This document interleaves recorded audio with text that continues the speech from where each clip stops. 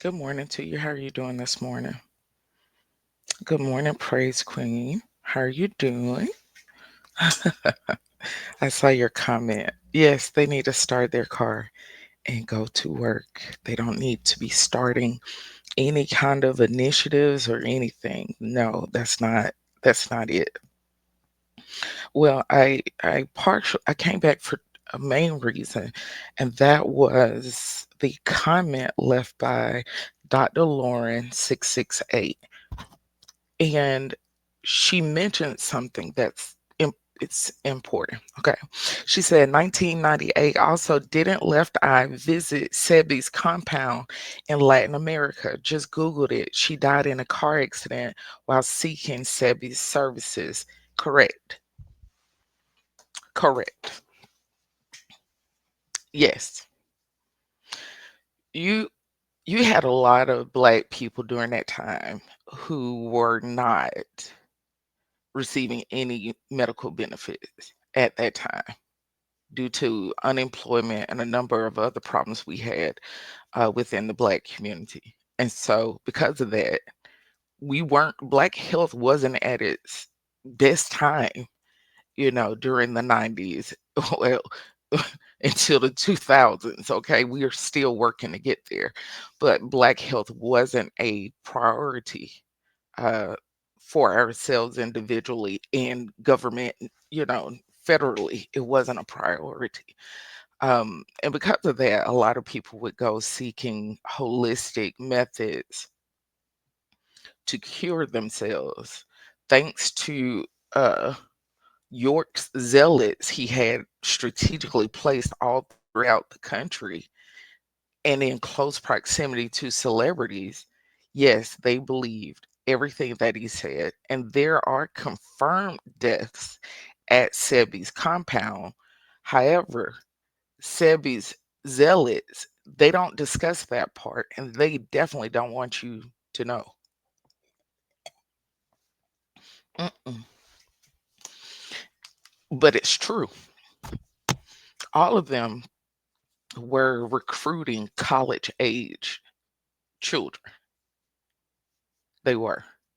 I mean, they were showing up at college events, they were integrated into colleges. Anywhere there were young black women, the Hoteps, that's the nickname we gave them. The Hoteps would show up with this African queen lingo, and all of this stuff, right?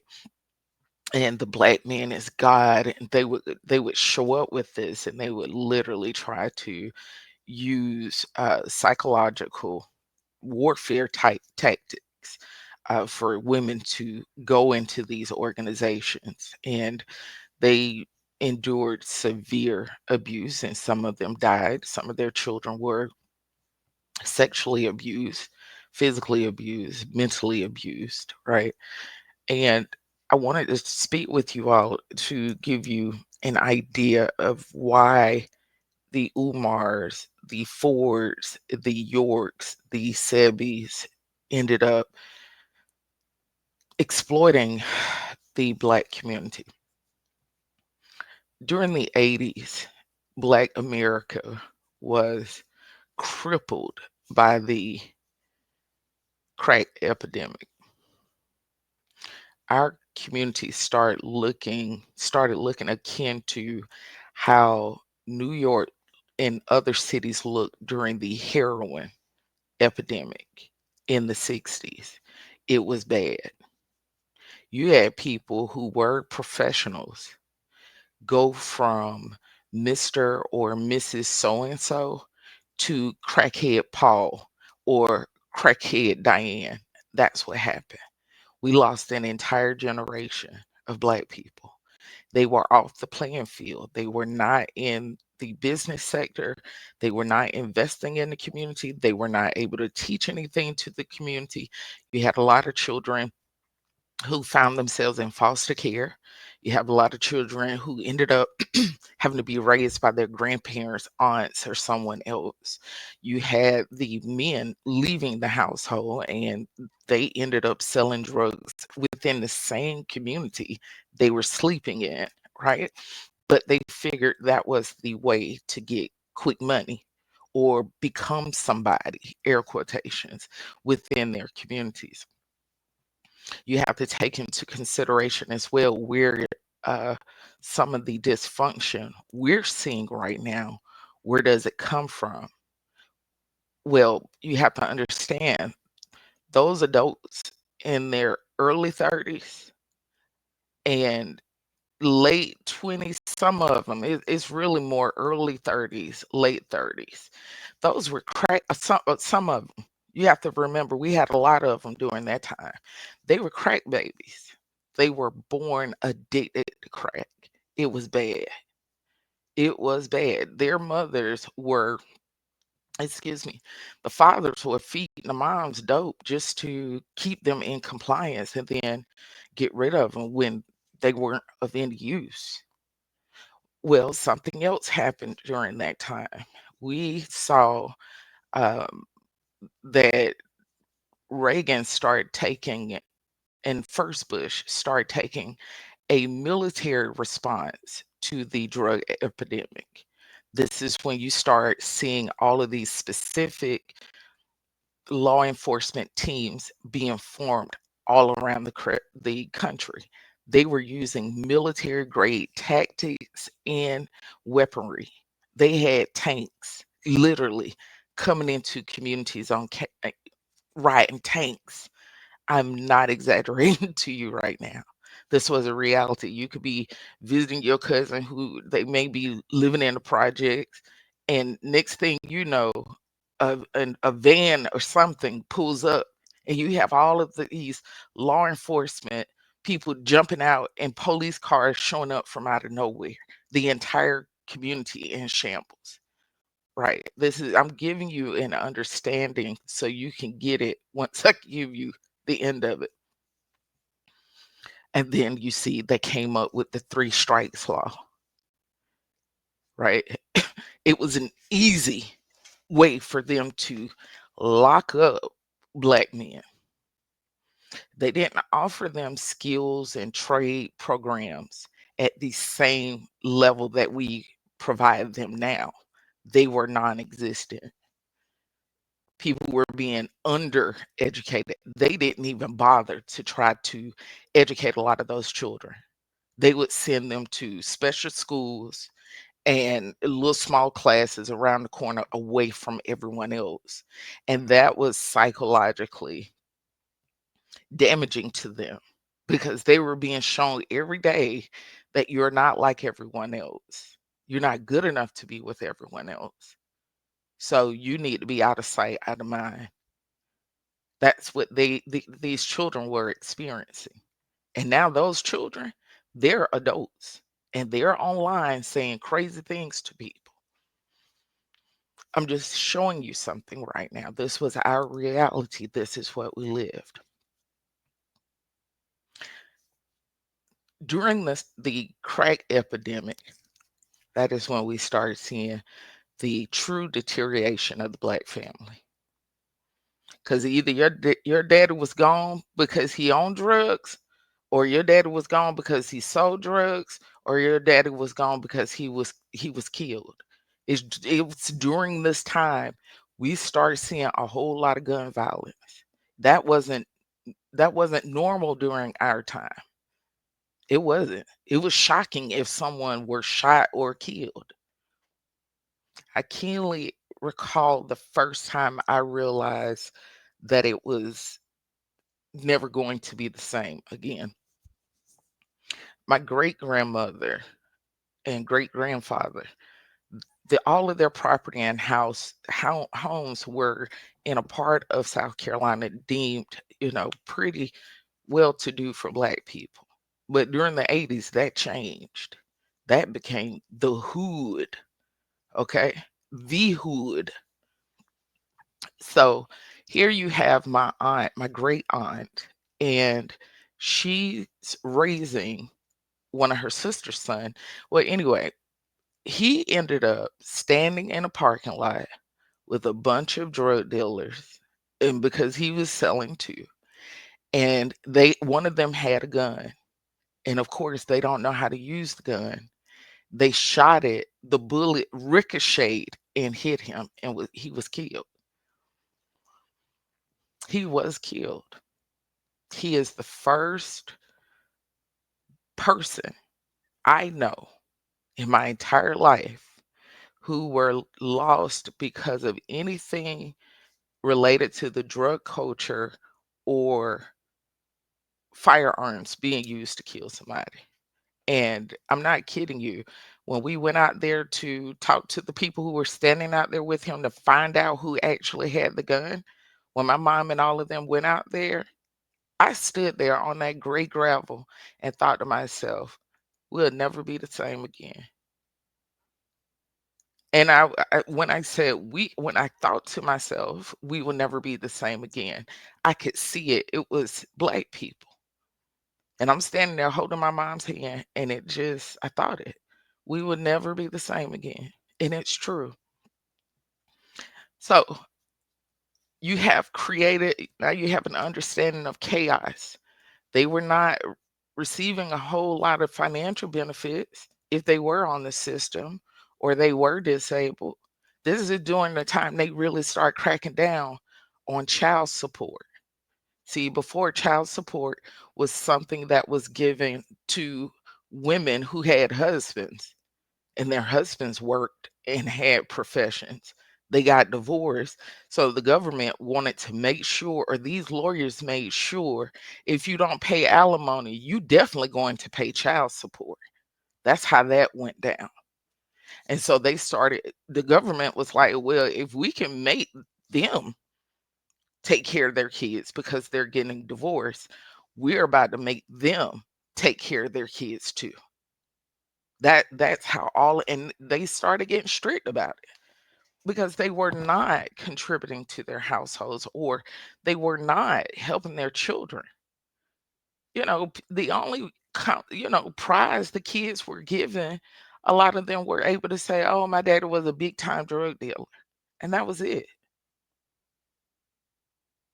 Well, something interesting happened in the 90s.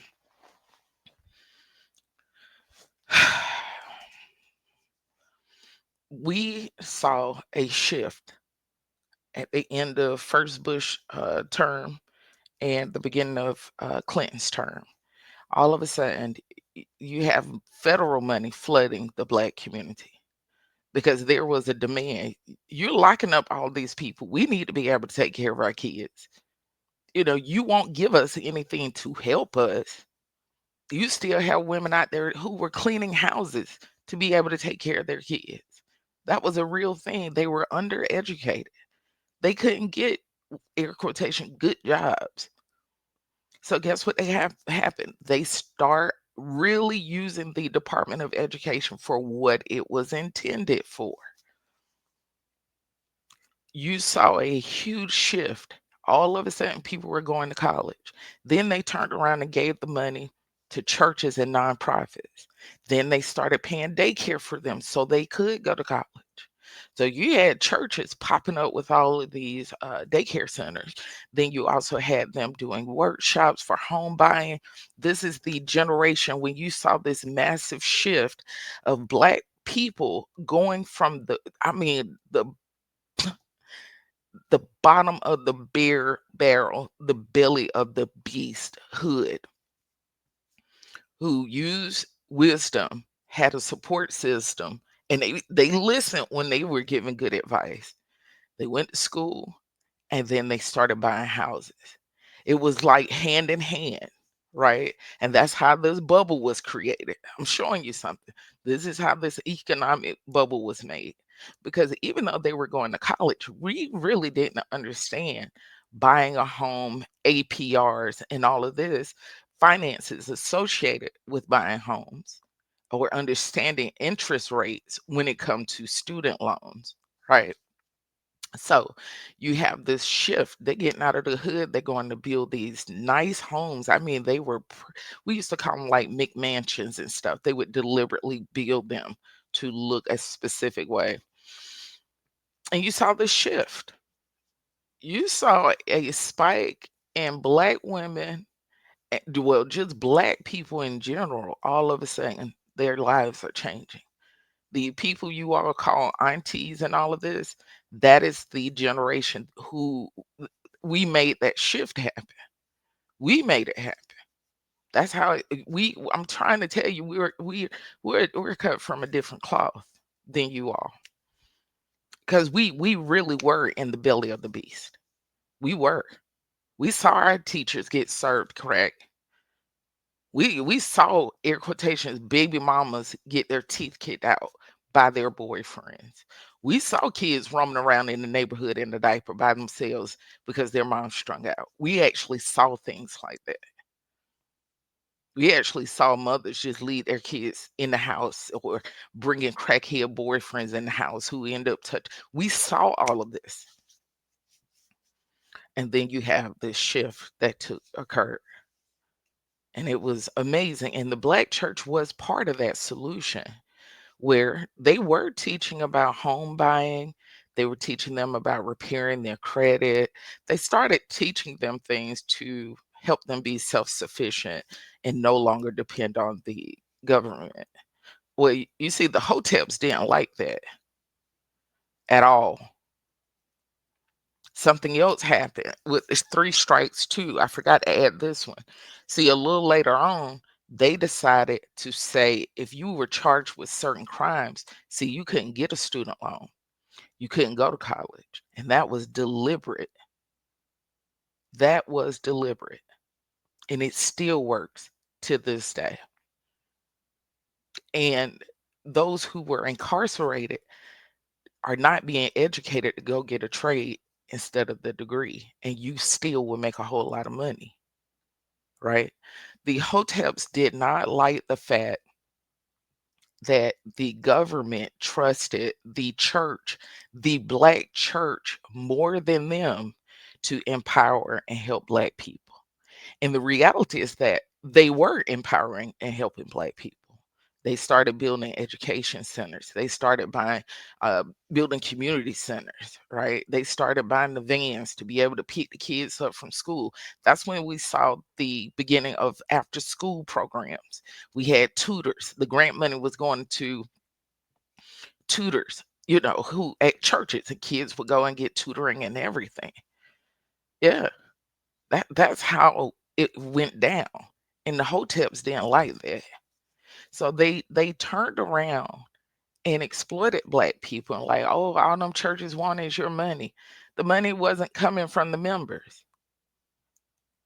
No, the prosperity gospel was effective because we had an unprecedented amount of Black money and Black success like we had never witnessed in years, in a couple decades.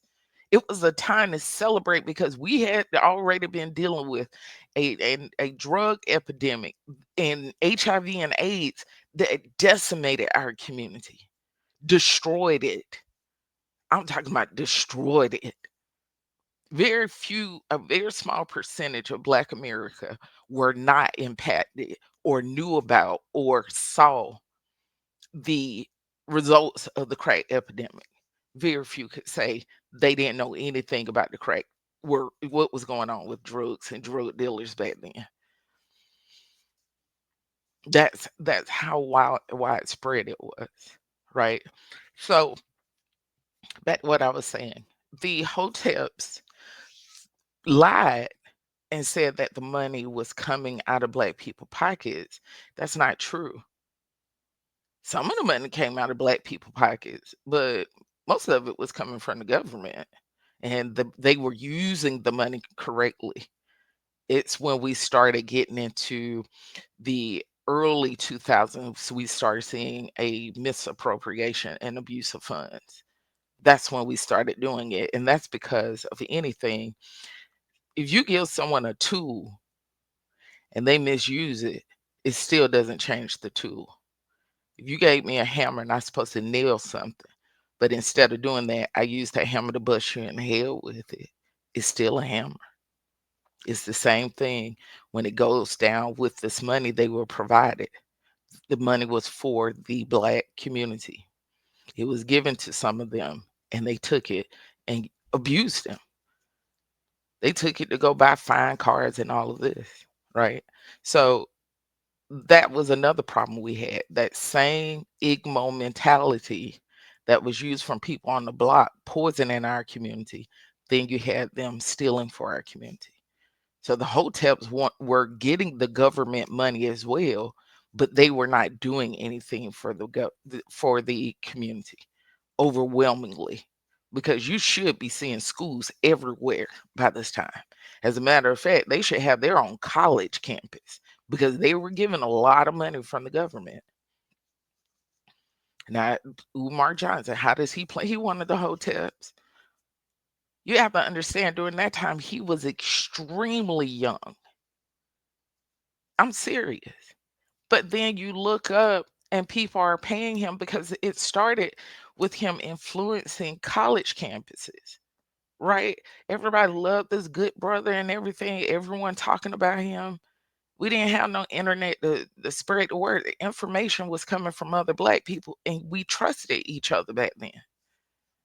So if you say there's he a brother and he wanted to build and empower black people, you believed it.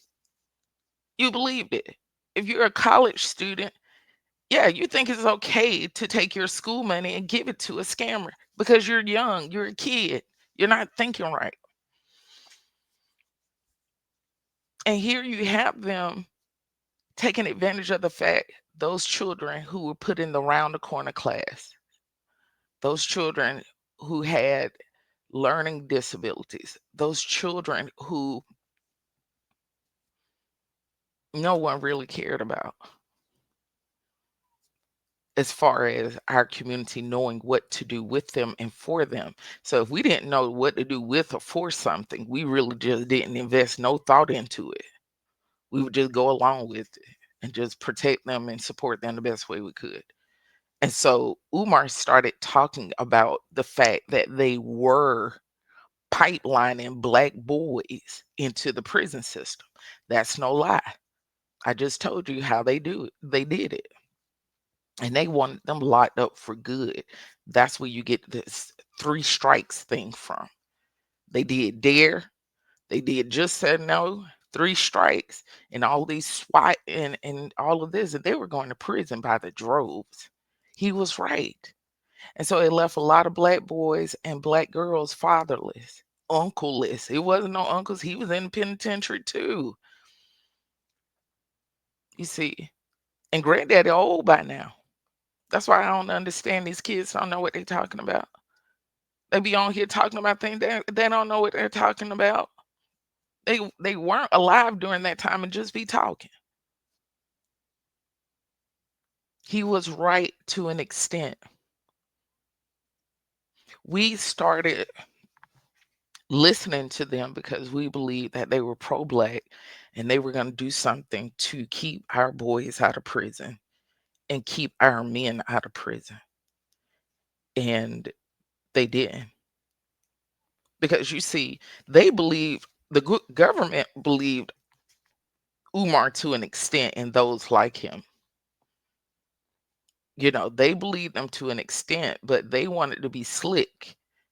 And instead of doing right and doing things legitimately, they went ahead and started getting the money out of the pockets of black people instead of doing things decent and in order to do it as an entity and organization, because they weren't as united as people thought they were, which we eventually figured out.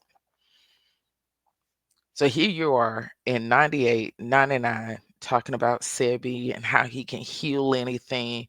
We don't have to take medicine no more. And we're hearing all of this on AM radio, right? And keep in mind, we're influenced too by marijuana and weed. That we had the inception of Snoop Dogg and Dr. Dre. They began flooding our community with the gateway drug of marijuana. Rolling down the street, smoking Indo, sipping on gin and juice. You remember that? Okay, there were consequences because of that. Indo. You don't think right when you're impaired. If you're smoking something to keep you relaxed, guess what it means? That impact the way your mind process information. It's relaxed and slowed down too. So when these hoteps show up and talking to you, you've been smoking on blunts all night long and all morning long with your friends, you sit there and believe it. This is what I'm talking about. And people, oh, we come from the earth. Pay attention to what happened to our generation that where weed was heavy. Pay attention to what happened to them. It wasn't pretty. Just pay attention. So let's get to this part. Sebi and people like Umar, they were taking advantage of our health disparities. They were taking advantage of our social crisis, emotional crisis. They took advantage of it. They were touring each other around, the country, spreading these messages, and a lot of people believed them to the point they were packing up their entire lives, moving to where they were. People were taking out second mortgages on their homes and giving the money to them. I'm telling you about stuff I know about firsthand. I'm telling you, this is how it went down. But everything I just named to you and explained it to you, everything before this moment, this made all of those things created Umar Johnson. That's how it happened. He was so young. And then he started getting the attention of educated black men. And those men believed in him as well because their position was that this young man, he's trying to do something, he's passionate, he's intelligent, he's someone that can relate to the lower tier black men who may have been in prison. He may have been in the round the corner class. We need to focus and implement No Child Left Behind. He would be a great resource and impactful. They don't like us because we're uppity and we can't air quotate relate to them, but he can relate to them. He can connect with them. So these educated black men were funneling money into these different hoteps and all of this. People don't know that. It's true. So here people, I mean, next thing you know, people flying him to different places, allowing them to speak at their conferences. He wasn't headlining, he was being allowed to speak. But whenever he opened his mouth, it was time to listen. And then he evolved, in the early 2000s and mid to the tens and being independent, but people were paying for his flights, people were paying for his hotels. He was getting paid to do speaking engagements, right? That's how it went down. They wanted you all to believe that the black church was just shaking down black people. There was a lot of money. Excuse me. Child, leave me alone. It's too early in the morning to be messaging me. Honey, I ain't even have my coffee yet and you ringing my phone. Lord have mercy. Um, what was I saying? Oh, I forgot. Anyway, you have to understand that the black church did amazing work during that time. They were able to watch they were able to step up and stand in the gap for people. This is when TD Jakes' ministry exploded. We started having conferences to help these women heal. We started really dealing with domestic violence. We started really talking about they got to get out of there. You all don't understand the kind of work the black church carried out. Yeah, we needed mega churches because we needed somewhere all of these people were inspired and impacted by seeing people leave from the belly of the beast to they're out here moving into these nice subdivisions. Yeah, I want some of that too. And it happened for them. But you have some who completely exploited the government and black people, just like Umar Johnson and the other ones. They're not any better. But it's not all of the black church. That's what I need you to understand.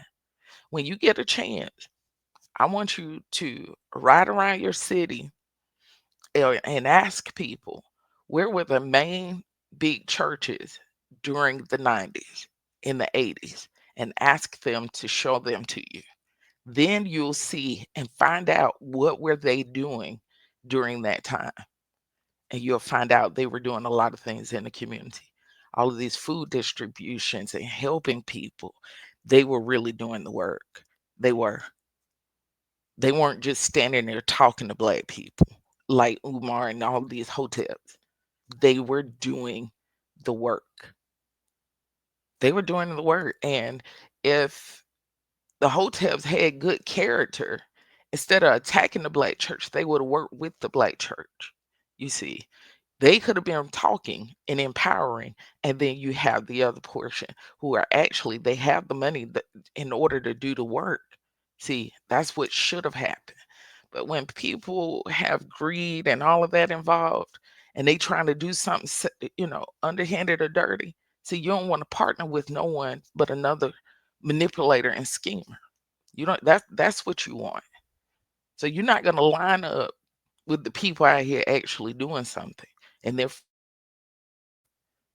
we had programs where we started seeing old people who were retired but they needed money. That Social Security wasn't a whole lot of money.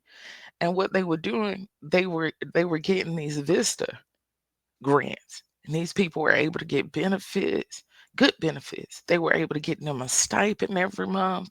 It was beautiful. I mean, from the youngest infants all the way up to our seniors. We made impact as the Black church. We were able to tear down and deconstruct what the crack epidemic did to our community. We were able to do that, and we did to the best of our ability. But now the Hoteps are taking your money and exploiting you while they told you that's what the Black church was doing. We did a lot of work during that time. A lot. A lot. Okay?